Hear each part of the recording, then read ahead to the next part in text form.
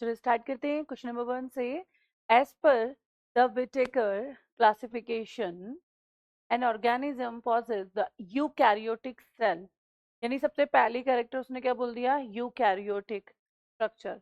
Multi cellular, second character उसने बोला multi cellular organisation with the cell wall is also present and nuclear membrane showing, nuclear membrane also present. And the next is autotropic nutrition. Number 5 point. And can be placed under the kingdom. सबसे पहले हम बात करते हैं Whittaker. R.H. Whittaker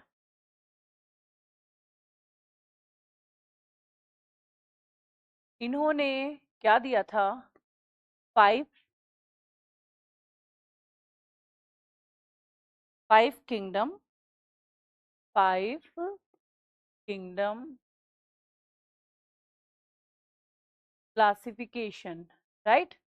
5 kingdom classification दिया था।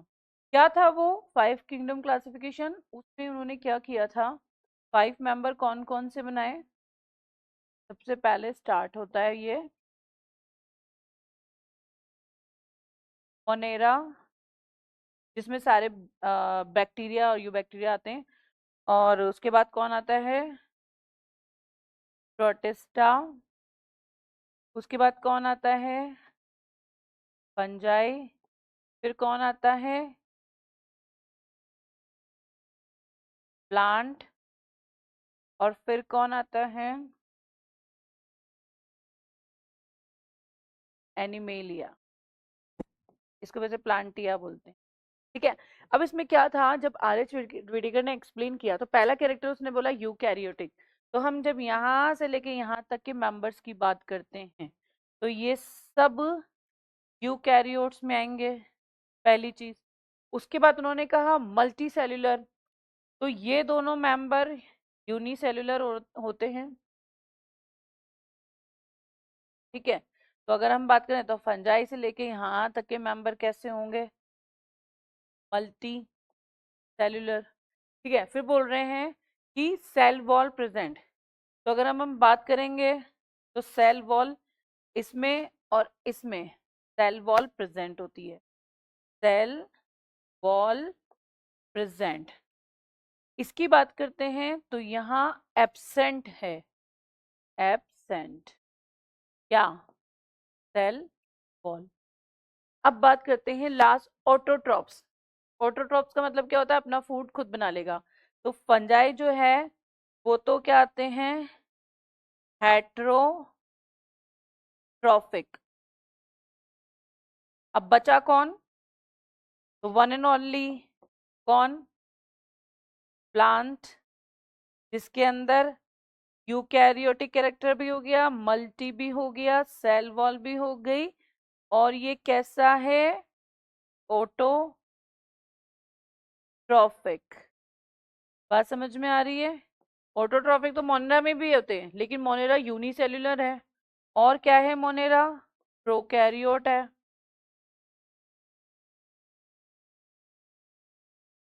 ऐसे ही अगर बात करें तो प्रोटिस्टा में भी होते हैं मेंबर जो अपना खाना खुद बना लेते हैं, और वो भी यूकैरियोटिक है। लेकिन उसमें क्या होता है? प्रोटिस्टा में यूनिसेल्युलर है, प्रोटिस्टा यूकैरियोटिक है, प्रोकैरियोट नहीं है, ठीक है। तो अगर हम देखें तो किस तरीके से अलग किया हमने, किस बेसिस पे? यूकैरियोट है, मल्टी है, सेल वॉल प्रेजेंट है, और हेट ऑटोट्रॉपिक है, ठीक है।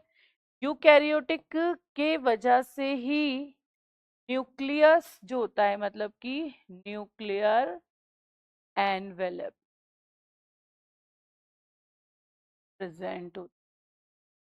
तो सारे कैरेक्टर किसको फेवर कर रहे हैं? प्लांटी को। तो हमारे पास एग्जाम्पल है, यस। मोनेरा नहीं हो सकता, प्रोटेस्टा नहीं है, फंजाई नहीं है। आंसर क्या है हमारा? प्लांटी। देन शॉर्ट में लिख लो। तो मोनेरा क्या है? Uni cellular plus prokaryotes.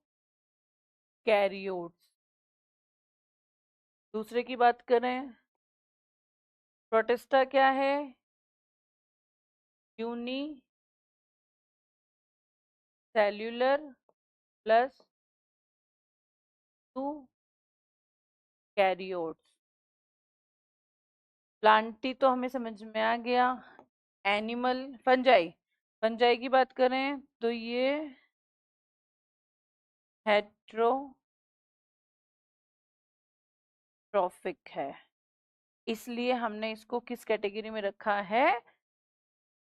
Heterotrophic होने की वजह से ये ऑटोट्रोपिक कैरेक्टर नहीं दिखाएगा। तो सारे कैरेक्टर किसको फेवर कर रहे हैं? प्लांटिक को, इसलिए ये राइट आंसर है।